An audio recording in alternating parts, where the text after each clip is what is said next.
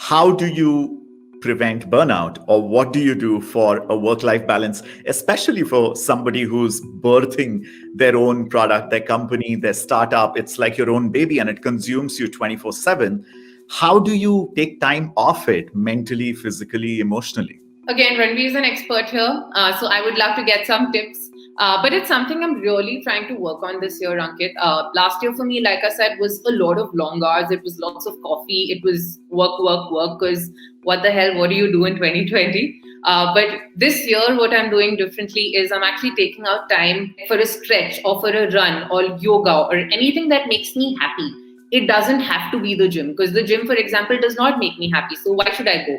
Right? So taking time out for stuff that you like I wake up at 6 a.m., I'm watering my plants because that makes me happy. Listening to music makes me happy, right?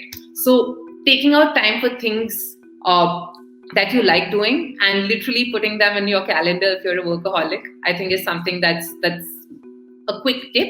I do wish I could spend more time with friends and family though. So that's something I'm still working on. But really spending time with people you love, doing things that make you happy and calendarizing it is something that I think everyone needs to do. I learned this from the US Marines force. Like, this is the rule they follow. They don't, like, once you've graduated from the Marines, they tell you that for your own life schedule, for all your disciplines, you figure out your schedule. You don't have to get up at 4 a.m. and work out and go for your run. You figure what works for your body and your mind the best. And time management is much more about managing your own energy and your own consciousness than it is about managing time. The second is something I follow a lot, which is meditation. I'm a huge meditator. Tried meditating for an hour every day. Been meditating for 5 years, and I genuinely have seen the difference it's created in my head. I really believe in team building. I don't have a great schedule myself. I'm someone who sleeps at 5 a.m.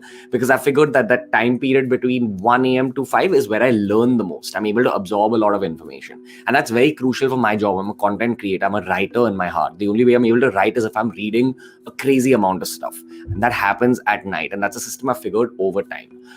Similarly, if someone scans my life, they'd say that I live an unhealthy life because I work out, I lift weights at 11 o'clock at night.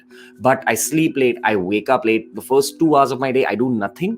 And then from about, say, this time, 1 p.m. or 2 p.m. till maybe 10 p.m. onwards, I'm on like this high power journey. And that's where all the work gets done through task lists. But this is a system I've figured over time with the help of a team that kind of takes away tasks. I don't use email myself, which sounds crazy because we're in 2021. But again, the nature of my job is such that I have to create minimum human interactions. It just helps me stay more creative. It helps me write a lot.